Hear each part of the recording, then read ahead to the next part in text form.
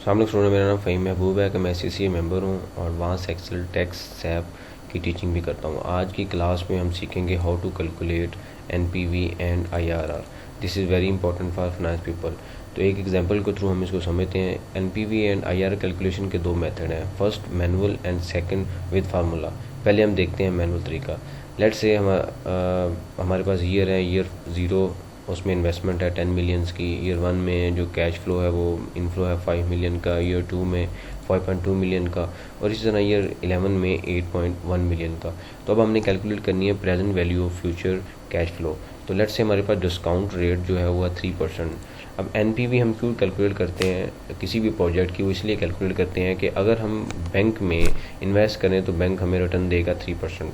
तो अगर हम इस प्रोजेक्ट में इन्वेस्ट करें तो इस प्रोजेक्ट का जो इन्वेस्टमेंट है वो जो टोटल इनफ्लो है वो पॉजिटिव आए, यानी कि NPV पॉजिटिव आए, तो इसका मतलब इस प्रोजेक्ट में इन्वेस्ट करना ज़्यादा फीजेबल है कि हम बैंक में इन्वेस्ट करें।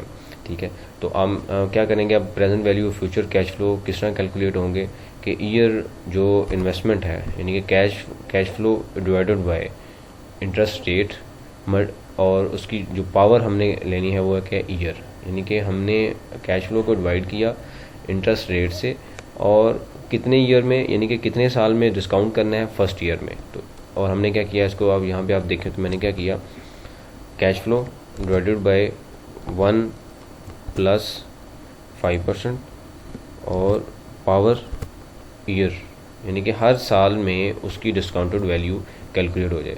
ठीक है, तो हम क्या करेंगे,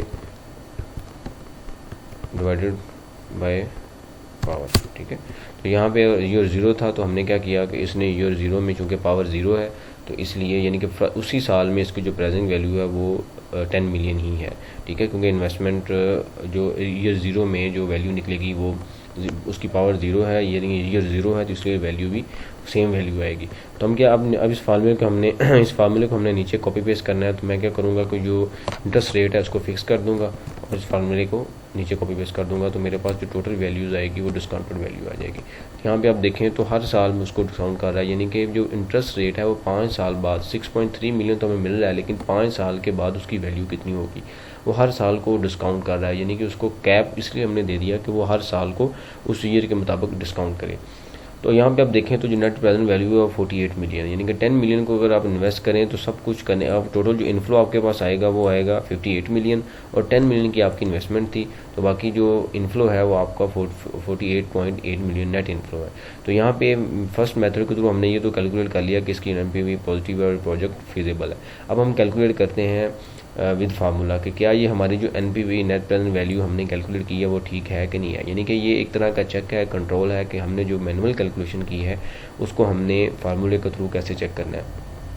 तो यहाँ पे मैंने क्या किया, सिंपल, अगर आप यहाँ पे देखें तो टोटल जो वैल्यूज़ है यानी कि जो इनफ्लो है आउटफ्लो है उसको प्लस कर लिया NPV, यानी कि is equal to outflow plus NPV, outflow plus NPV। उसके बाद जितने सालों में इनफ्लो आया है, ठीक है, multiply by discount rate.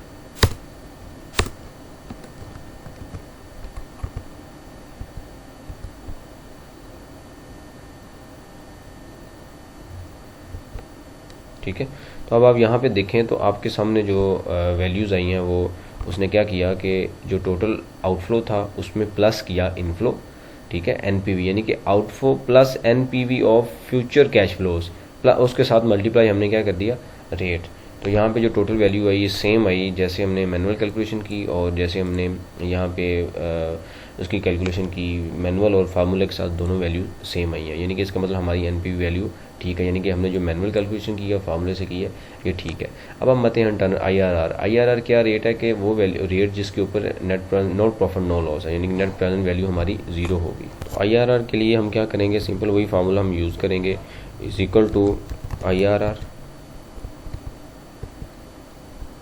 Is equal to IRR और टोटल जो इनफ्लो है विदाउट डिस्काउंटेड, और इसके साथ हम कोई रेट दे देंगे इसको, लेट्स से हम 4% कहते हैं IRR। ठीक है। तो ये 54.274% रेट है जिसके ऊपर नेट प्रेजेंट वैल्यू ज़ीरो होगी। तो फॉर एग्जांपल मैं क्या करता हूँ कि मैं इस रेट को 3% को, यानी कि ये रेट अगर 54.27% होगा तो ये नेट प्रेजेंट वैल्यू ज़ीरो होगी। तो मैं इसको वो रेट लेके आता हूँ, तो यहाँ पे आप देखें तो नेट प्रेजेंट वैल्यू ज़ीरो होगी है, ठीक है। इसका मतलब ये हुआ कि आज की क्लास में हमने देखा how to calculate NPV calculation के 2 मेथड है, एक मैनुअल और एक फार्मूला। मैनुअल में हमने कैलकुलेशन की क्योंकि ये मैनेजमेंट की रिक्वायरमेंट्स हैं कि किस साल कैलकुलेशन कैसे होगी, इस साल कितने फंड आएंगे, उसके डिस्काउंटेड वैल्यूज़ क्या होंगी। फिर हमने अपने कंट्रोल के लिए एक फार्मूला यूज़ किया, क्या ये वैल्यूज़ ठीक हैं कि नहीं है, क्योंकि बहुत बड़े प्रोजेक्ट्स होते हैं, प्रोजेक्ट के आपने नेट प्रेजेंट वैल्यूज़ कैलकुलेट करनी है तो उसमें गलती है, एरर के कोई चांसेस नहीं है, कोई गुंजाइश नहीं है, ठीक है। उसके बाद हमने IRR कैलकुलेट किया एक फार्मूले के थ्रू। अगर हम मैनुअल कैलकुलेशन करें तो IRR की कैलकुलेशन बहुत लेंथी है, ठीक है। हम फार्मूले के थ्रू हमने वो रेट कैलकुलेट कर लिया कि जिस रेट के ऊपर नेट प्रेजेंट वैल्यू ज़ीरो होगी। अगली क्लास में हम फाइनेंशियल मॉड्यूलिंग की कुछ मज़ीद टेक्निक सीखेंगे जो बहुत ज़्यादा हेल्पफुल है for finance professional, specially for ACCA, CA, MCOM, MBA जो फाइनेंस में ऑलरेडी जॉब कर रहे हैं या जॉब सर्च कर रहे हैं। तो ये अगली क्लासेस में हम फाइनेंशियल मॉड्यूलिंग की कुछ मज़ीद techniques plus how to prepare financial statement. तो मज़ीद वीडियोज़ के लिए मेरे चैनल को सब्सक्राइब कीजिए। और अगर आपने प्रॉपर क्लासेस लेनी है टैक्स की, जिसमें इनकम टैक्स और सेल टैक्स की फाइलिंग है, SAP और एडवांस एक्सेल है, तो आप मुझे इस नंबर पे कॉल कर सकते हैं और स्काइप ID पे मज़ीद इन्फॉर्मेशन ले सकते हैं, ठीक है। Thank you very much.